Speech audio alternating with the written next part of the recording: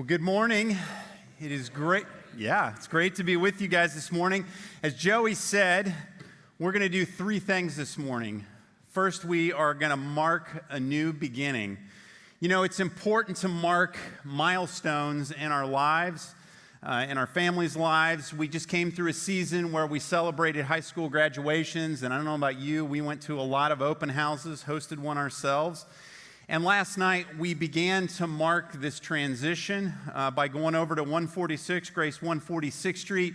And our staff, our new Grace Fishers board, and our membership was commissioned. And it was a beautiful moment where the baton was passed from Grace Fishers, or from Grace Church to Grace Fishers. It was a beautiful moment. Marin preached an amazing sermon. And then today we're going to mark the moment as we kick off as an independent congregation. And when you mark a moment and you have a special celebration, you invite special people. So I want to just acknowledge some guests that we have here this morning. Barry Rodriguez, Grace 146th Street lead pastor, and some of his leadership team are here. So would you guys stand up? Let's welcome them. David. By the way, David Caudle is in the house. He doesn't want to stand. Also, our Grace 146th Street Governing Board Chair Doug Kramer is here somewhere, and then a number of other elders. And so if you're part of the board, would you stand up so we can acknowledge you too? The Grace 146th Street Board. Thank you guys for being with us. So today we're marking a new beginning, but we're also celebrating God's faithfulness. And there's a couple of lenses that we can look through. We could celebrate God's faithfulness to us over the past 30 years. It'll be 30 years since Grace Church launched in September of 1991. And I was just a year out of college. My now wife and I were there. And we've lived pretty much our whole adult life and our entire married life as a part of Grace Church. And it's been a significant adventure. Our lives have been significantly changed, and so we could celebrate that. We could also celebrate God's faithfulness to us as a congregation for the past 8 years. We launched on site in 2013 at Grace 146th Street. We were in an auditorium. We were in 2.5 years doing portable church in Fall Creek Junior High, just down the road. And then we've been in this building as a campus of Grace Church for about the past 5 years. And so we could celebrate God's faithfulness to us in that season as well. We could also celebrate God's faithfulness to us in this season of transition. It's been about 6 months as we've been beginning to launch. And as a staff, we were talking about it this week, and one staff member said, I feel like God's fingerprints are all over the last 6 months. And another said, I stand in awe of what God has allowed us to accomplish in such a short time. And you might be new, and so you might not have been a part of this, and I think every one of us this morning can celebrate God's faithfulness to us in our lives. And it is never a bad time to celebrate God's faithfulness. And that's why we're doing so much worship. We hope that this morning feels like a party. So we're going to mark a new beginning. We're going to celebrate God's faithfulness. And then the thing that I want to do right now as we begin as a new congregation is I want to remind us of some critical things, actually really the critical thing that we need to keep in mind as we begin. In April, we did a sermon series titled You're Invited, where we talked about this adventure that we're embarking on. We talked about some of the things that are important to us. And like any adventure or journey, beginning is the easy part. But how do you know that you're going to end up in the place that you intend? How do you know you're going to end up in the right location? How do we guarantee that in 5 years or 10 years or 20 years, we are still on course and we're headed in the right direction, especially when we're navigating through unknown territory? We're launching out on a journey. We have some idea of where God may take us, but there's a lot of unknowns as well. And I was thinking about this idea of navigating recently. Susie and I and our family were on a vacation in North Carolina, and we were driving back, and she was in one car with a couple of our kids, and I was in another car with a couple of other of our kids, and we had 13 hours of driving, lots of time to think, especially when you're going through West Virginia. If you've driven through West Virginia, you're going up and down and left and right. And I was thinking about my GPS. My phone was sitting right there. And it struck me, and I really had two thoughts about the GPS. First of all, I was incredibly thankful because it gets me there, particularly the Waze app. I love the Waze app. It's saved us a number of times on a trip, rerouted us through some traffic problem. So that was one thought. The second thought was, I have no idea where I actually am. I just trust this device that tells me to turn left and right. And my mother-in-law was in the car with me, and occasionally she'd say, "Where are we?" And I would say, "I have no idea. We're in West Virginia." So trusting your GPS is usually a good idea, though I've read a couple of stories about people that ended up in a lake because they did exactly what their GPS said. In fact, apparently our GPSs are wrong more than we think, because I searched on the internet and found this sign. People have to post signs that says, "Your GPS is wrong, don't go this way."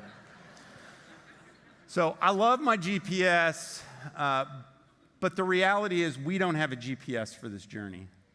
And so that got me thinking about, as I was driving, I was thinking about how did we used to navigate? And now this is, for the kids in the room, you're going to be like, this is crazy, this seems so archaic. For some of you, this will feel slightly nostalgic, but I'm thankful as I thought about it, we don't have to do this anymore. We used to use this thing called a map, and what I really wished, we had to buy this off of Amazon. What I really wished is that I could find one of those paper maps, that were like 6 feet long, that you'd have to pull out of the glove box when you didn't know where you were, and you're in the car and there's not enough room, and then you can never fold it back upright. Or if you're on a really long trip, you break out the atlas, which kids, it's kind of like an encyclopedia of maps. It's really thick and it looks really kind of fun. But there are some advantages to a map. Because a map you really have to study, you have to pay attention. You do know where you're at, hopefully, unless you're lost. And there's more details in a map. As we start this journey, I would say our map is really the Scriptures. It's a guide that will tell us where we need to turn, when we need to turn. But as I want to reflect back just briefly on our April series, our April series is a little bit of the course that we're going to chart on this journey. And it was titled, "You're Invited," and we invited people to the adventure, and that's an invitation that's going to continue. We want people to join us on this journey. And there were 3 invitations that followed inviting people to join this adventure. The first was the invitation to follow Jesus. And this invitation isn't just for those who may already be following Jesus. You may be somebody here who is still figuring out what you think about him, and we want to invite you to this journey as well.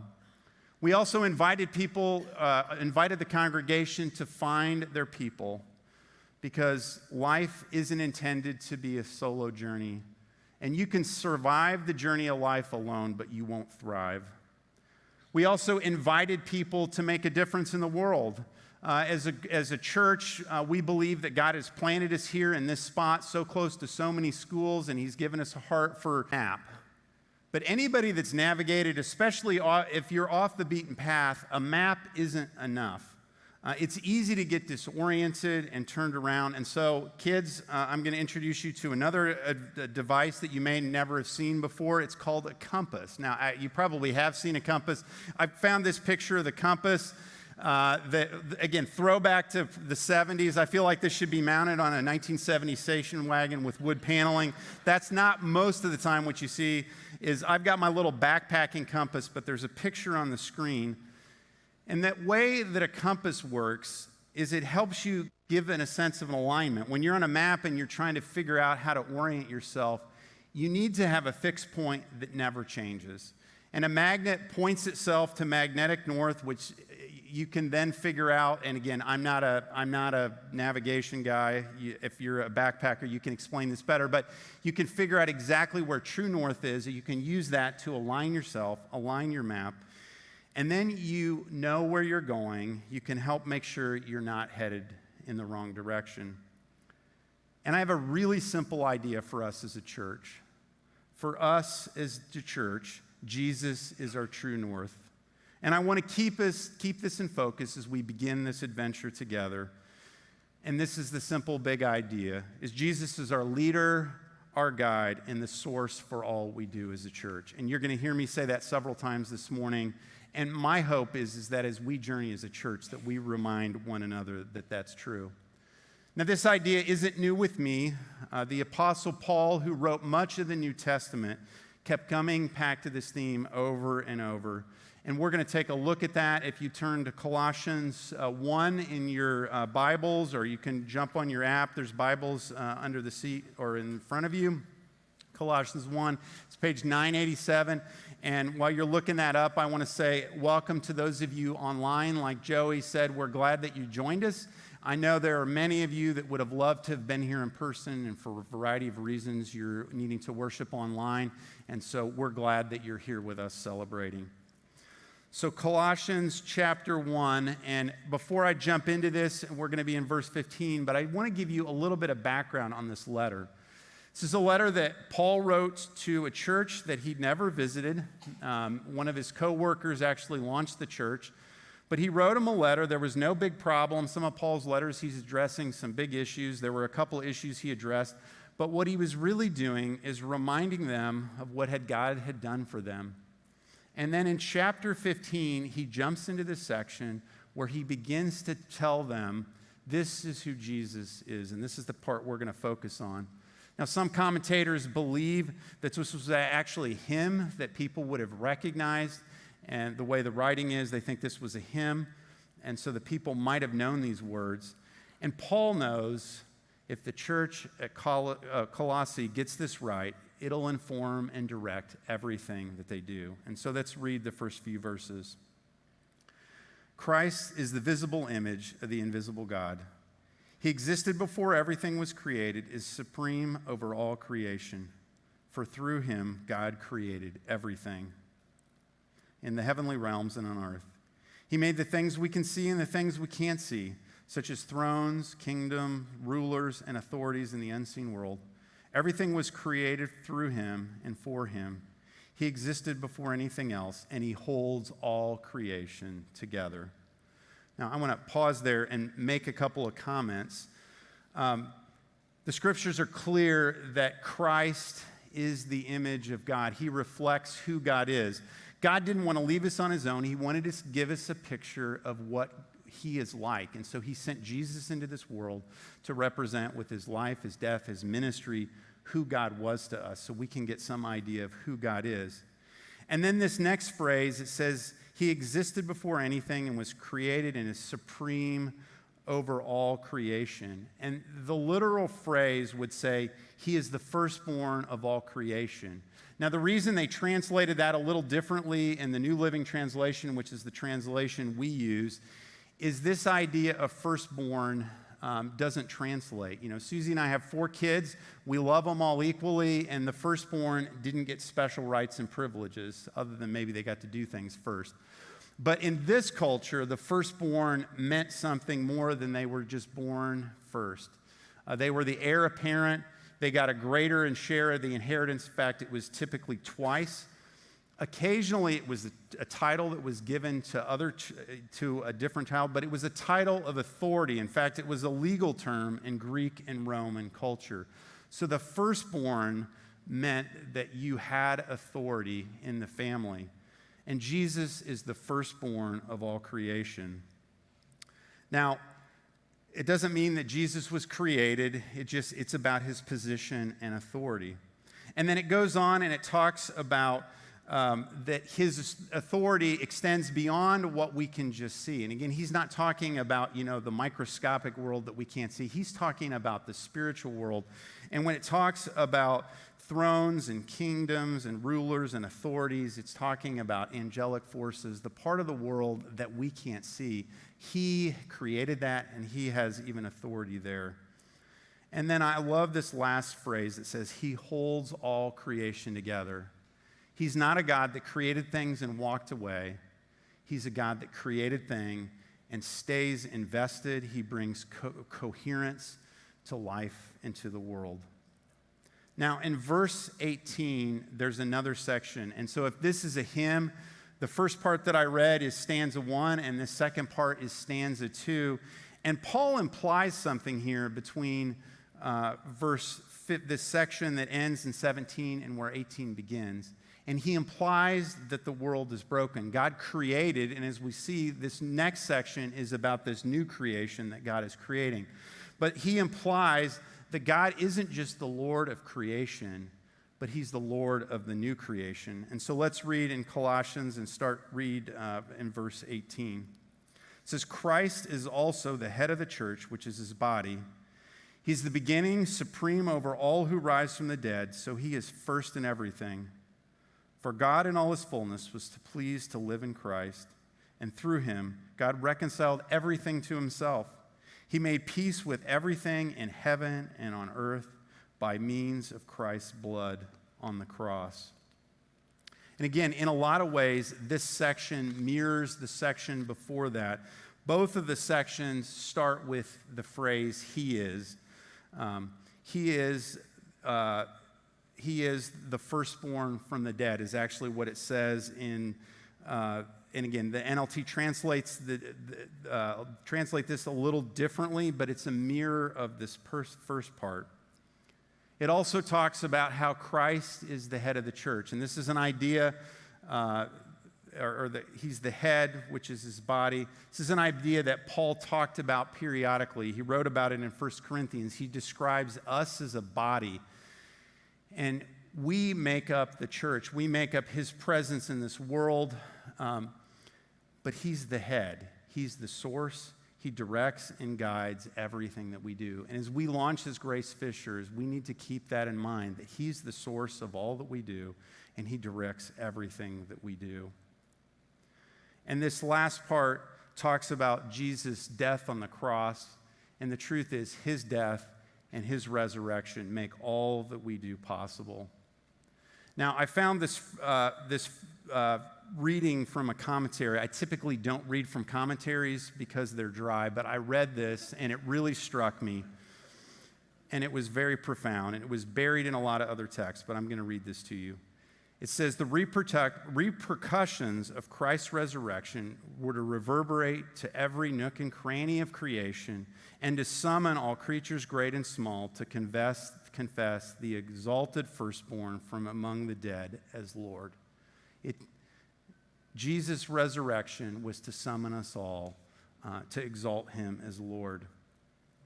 And I know we're just beginning as a congregation, but we need to align ourselves. We need to align our focus. Jesus is our leader. He's our guide, and he's the source for all we do.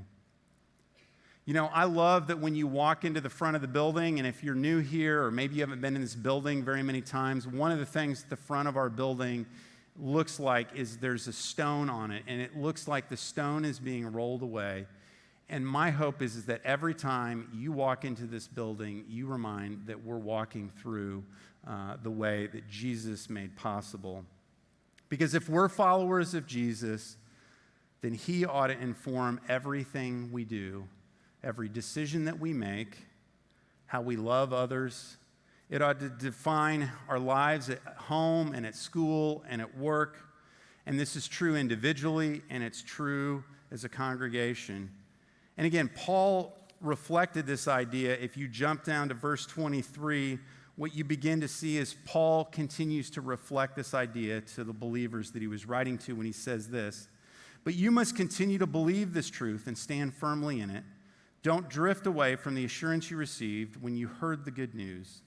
The good news has been preached all over the world, and I, Paul, have been appointed as God's servant to proclaim it. And then he repeats this idea again down in chapter 2, verse 6. He says, and now just as you accepted Christ as your Lord, you must continue to follow him. Let your roots grow down into him, and yet your lives be built on him. Then your faith will grow strong in the truth that you were taught, and you will overflow with thankfulness. I'm going to say it one last time. Jesus is our leader, our guide, and he's the source for all we do at a church. And friends, we're starting this journey, and it's fun and it's exciting, but I know that there'll be challenges along the way. And as I was thinking about this idea, I reflected on another interaction that Jesus himself had with his disciples. And it's one of my favorite interactions because it's very real, and it's a reminder again of this same idea. And it comes from the Gospel of John, and it'll be up on the screens. But Jesus was at a bit of a turning point in his ministry where many people began to desert him because, friends, it's not always easy to follow Jesus. And the scripture said this: at this point, many of his disciples turned away and deserted him. And then Jesus turned to the 12, his 12 closest disciples, and said, "Are you also going to leave?" And then Simon Peter responded with words that are brilliant when he says, "Lord, to whom should we go? You have the words that give eternal life. We believe and we know that you're the Holy One of God." You know, as we wrap up this service today, in just a few minutes, we are going to do a reading from Psalm 145, and it's essentially our psalm as a congregation of commitment. And we'll do that in just a couple of minutes. But before we do this, I want to read one other version of this Colossians 1 passage from a translation known as the Message. And again, I think this captures beautifully what this idea.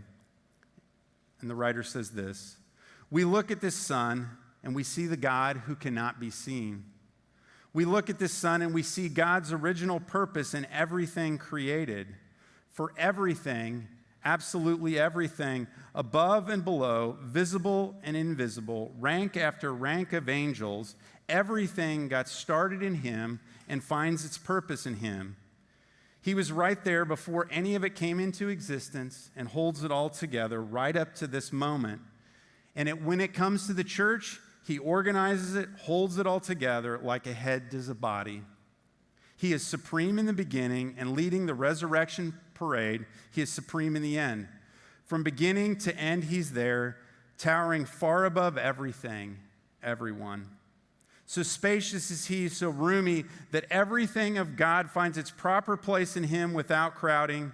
Not only that, all the broken and dislocated pieces of the universe, people and things, animals and atoms, get properly fixed and fit together in vibrant harmonies, all because of his death, his blood that was poured down from the cross. We need to keep our eyes fixed on true north. And when we do that, we're changed. And this doesn't start today. It's been happening here at Grace and Grace Fishers for a long time. And I would love to share two stories with you this morning of two people whose lives are being changed, Rosie and Chelsea. And my prayer is that as we continue to follow Jesus, that these are the stories of transformation that continue in our midst. My name is Rosie, and I'm going to share with you my story. I was brought up in a toxic religious cult. Chronic neglect, trauma, and abuse marked my childhood. As you'd imagine, I have a very hard time trusting church people. Even as an adult, I have been hurt and frustrated with Christians, even if most of them were likely well-meaning and not intentionally trying to hurt me.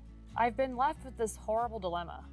Though I've experienced great harm at the hands of the church, in my gut, I knew there was something to this Jesus person, that it wasn't Jesus who hurt me. I always had this undying hope that maybe the real Jesus could help heal my broken heart. This led me to attending church most of my adult life, but not trusting the people in the building. During that time, I began seeing a therapist to slowly process the traumas of my childhood. I experienced a kind of love and attachment I never had before. This lady's God was very different than the one I was familiar with. I used what I was learning to write the material for the women's groups. I quickly realized that though my story was different than some, there were many others suffering in similar ways. Then in February of this year, Kevin put me in touch with Wendy Herberg. I was becoming open to giving back again, though I really had no idea what that was going to look like. I met with Wendy and told her my story and prior experiences. Talking with Wendy felt like God had parted heaven and earth to put her in my path. To hear her vision for Grace Fishers being a catalyst of hope in our community, specifically mental health, I was astonished. It was then that I started to believe that maybe my not-so-conventional perspective of church had a place here. Maybe I could bring my honest and true self instead of feeling like I always had to hide who I really was in a church setting. I want people walking in these doors to get this message. You are welcome here. You are not too broken for us. You can share honestly. Come with us to find the Jesus who heals the brokenhearted.